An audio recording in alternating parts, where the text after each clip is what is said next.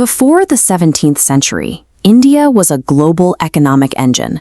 It commanded nearly a quarter of the world's wealth, driven by vast exports of spices, textiles, and precious metals.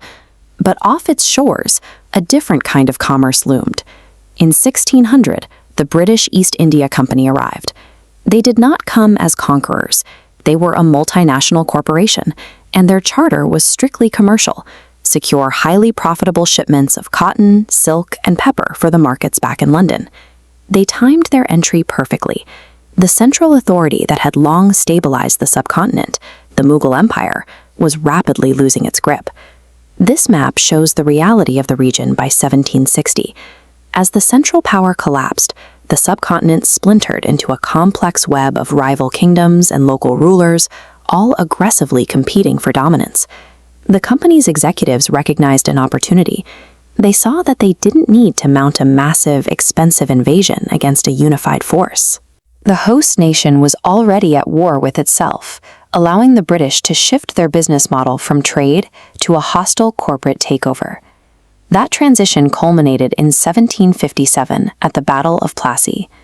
This was the exact moment the ledger books were swapped for artillery. Facing the formidable army of the local ruler, Nawab Siraj-ud-Daulah, Company Commander Robert Clive knew a direct assault would be military suicide. He needed a different angle. Clive targeted the Nawab's top general, Mir Jafar. With the promise of the throne and a massive payout, Clive bought the general's loyalty.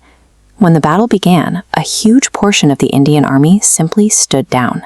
The victory was purchased, not fought. This single transaction became a standardized military playbook. The British had codified a highly effective psychological strategy: divide and rule. The company would identify two warring leaders, backing one side with weapons and debt.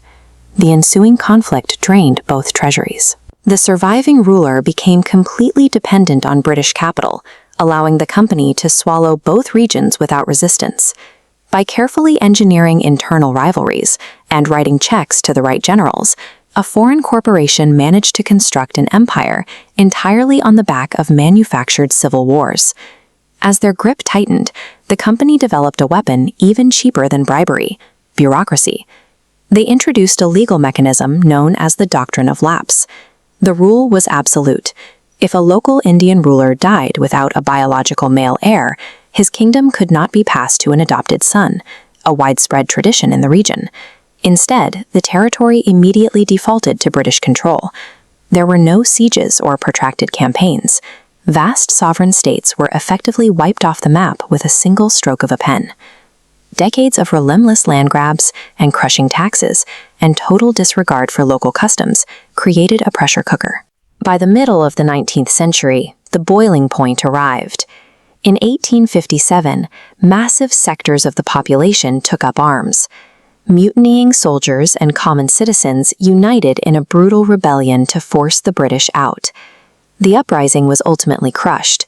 The leaders of the rebellion were executed or banished, including the final Mughal emperor, who was captured and exiled in his old age, marking the definitive end of India's former ruling class. But the violence of 1857 destroyed a powerful illusion. It proved the East India Company could no longer manage its massive hostile acquisition. London had to step in. The British Parliament dissolved the East India Company. The middleman was eliminated, and the governance of India was transferred directly to the British state. For the people living there, this brought no relief. It simply formalized their subjugation. They were now subjects of a foreign monarch sitting thousands of miles away. The true purpose of the newly established British Raj was extreme economic extraction.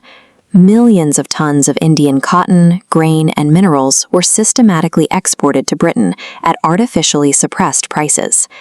British factories used those very materials to manufacture textiles and industrial goods.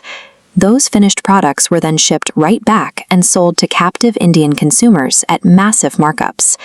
To fund this machine, the colonial government levied brutal taxes on agricultural land. Farmers who had worked the soil for generations were suddenly forced into crippling debt just to meet the quotas.